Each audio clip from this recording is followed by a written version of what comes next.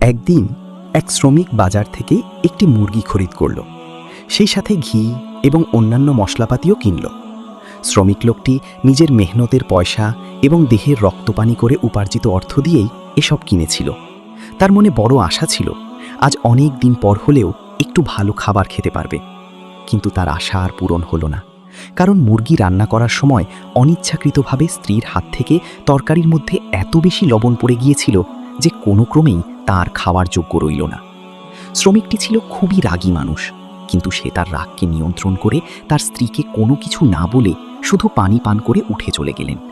সে মনে মনে ভাবল, আমার নিজের মেয়ের দ্বারা যদি এমন কোনো ঘটনা ঘটত, লবণ বেশি পড়ে যেত, তবে নিশ্চয়ই আমি কখনো এটা চাইতাম না যে আমার জামাতা তাকে এই অপরাধের কারণে গালমন্দ করুক, অপমান অপদস্থ করুক। তদ্রূপ আমার স্ত্রীও তো কারো না কারো মেয়ে। শ্রমিক লোকটি আপন মেয়ের কথা চিন্তা করে তার স্ত্রীর প্রতি সহানুভূতিশীল হয়ে তাকে একটি কথাও না বলে ক্ষমা করে দিল। এই ঘটনার বেশ কিছুদিন পর শ্রমিক লোকটি মারা গেল। মারা যাওয়ার পর একদিন এক জনৈক বুজুর্গ তাকে স্বপ্নযোগে দেখতে পেলেন এবং জিজ্ঞেস করলেন, ভাই, আল্লাহ পাক তোমার সাথে কেমন ব্যবহার করলেন?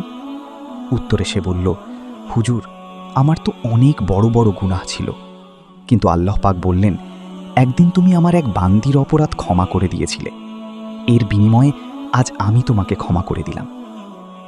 আল্লাহ পাক পৃথিবীর সকল স্বামীকে এই ঘটনা থেকে শিক্ষা নিয়ে তার স্ত্রীর যাবতীয় দোষ ত্রুটি ও অপরাধগুলোকে ক্ষমা সুন্দর দৃষ্টিতে দেখার তৌফিক দান করুন।